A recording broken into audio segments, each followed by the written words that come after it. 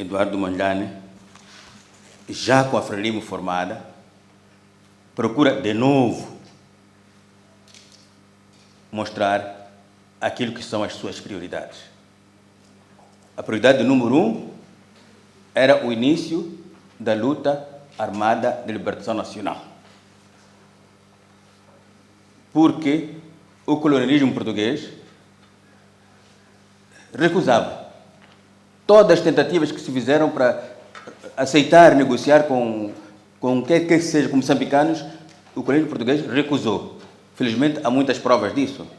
Há cartas que ele escreveu que mostram isso. Então, eu disse, bom, como não conseguimos resolver o problema pela via pacífica, e, sobretudo, lembremos que pouco tempo antes tinha havido o massacre de Moeda, onde foram assassinados mais de 600 pessoas. Portanto, não era possível, era óbvio que não era intenção do governo português utilizar a via pacífica para resolver o problema. Então, preparou as pessoas para lutar armada. Também aqui é interessante, uma coisa que é importante notar.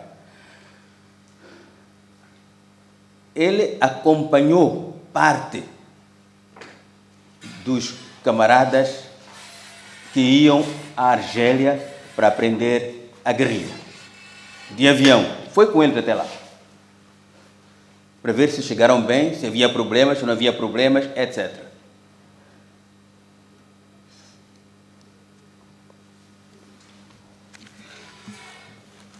Mas criada a Frelimo, e quando se começam a preparar os soldados, os guerrilheiros, para fazerem o combate, muitas vozes aparecem. Vozes que achavam que Eduardo Mondlane não queria a libertação de Moçambique.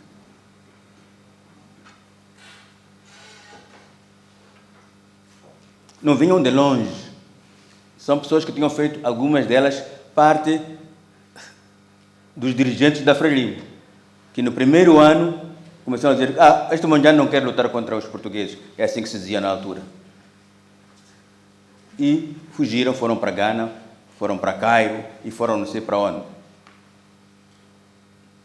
Enquanto Mondlane estava a preparar as condições para combater o colonialismo, de armas na mão.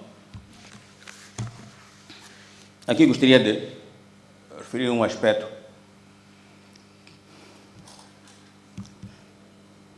Eu quando cheguei a Bagamoyo, em 1965, Bagamoyo era um campo de treino. Era o primeiro campo de treino onde se dizia que é para as pessoas ficarem mais maduras. Quando chega a Bagamoyo, nós treinávamos usando paus a passar por armas, como se fossem armas. Não tínhamos fardamento nenhum. Quem já não tivesse sapato, se tinha sapato alguma vez, tinha tido sapato alguma vez, continuava a treinar dessa maneira. Era aquilo que havia.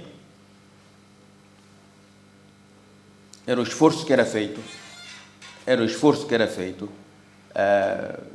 Para poder permitir que nós pudéssemos nos treinar para depois combater o colonialismo. Agora, o que fazia Eduardo Mondlane como dirigente? Primeiro, preocupou-se pela área armada inicial. Também se preocupou pela diplomacia, obviamente. Naquele tempo, a diplomacia era tudo, na fase inicial. E depois, preocupou-se pela formação.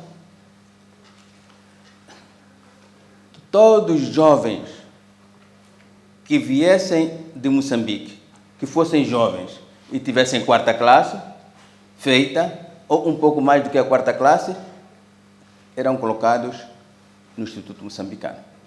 E ali estudavam. Alguns exemplos que devem conhecer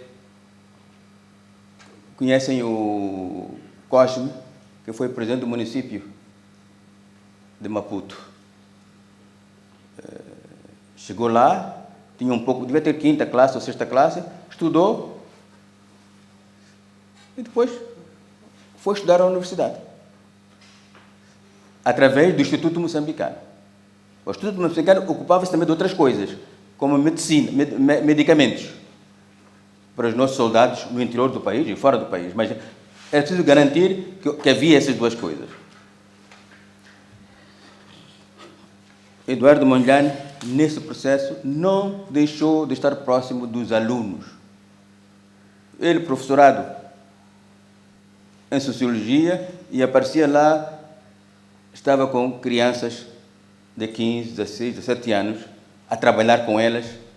Quando houvesse um bailezito qualquer lá, ele dançava também com as crianças, para mostrar que eu sou parte. Dançava também com as crianças. E na Xinguéia, por exemplo, ele participava nos jogos de futebol. Ele chutava a bola. Chutava a bola. Então entrava lá, sem vergonha nenhuma, e jogava.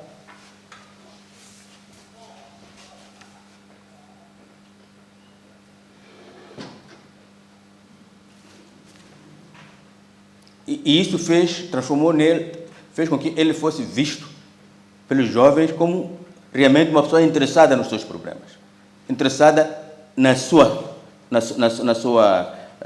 causa,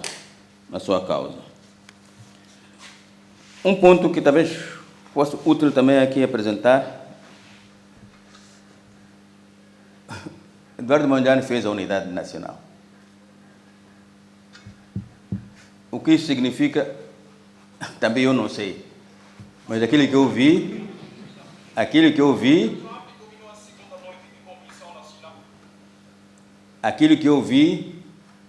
foi uma grande obra. Quando nós chegamos no campo de Bagamoyo, pela primeira vez, eu vinha da cidade. Pela primeira vez estava num lugar onde, para falarmos na formatura, tinha que haver 3, 4 intérpretes. E eu não convenço, realmente temos um problema. Alguém falava em português, depois passava de português para outra língua, depois para outra língua, depois para outra língua, depois para outra língua. E alguns começaram a querer reclamar. Estamos a passar tempo. Era mais prático fazer isso, depois isso podemos fazer mais tarde lá. Disse, não, senhora, a unidade nacional passemos pela dificuldade que você chama tempo e outros chama dificuldade de entender a língua portuguesa, para podermos nos sentir com a mesma causa. E esse programa foi até Eduardo Mondlane encarregou-se. Aliás, num dos artigos que ele escreveu, ele referia que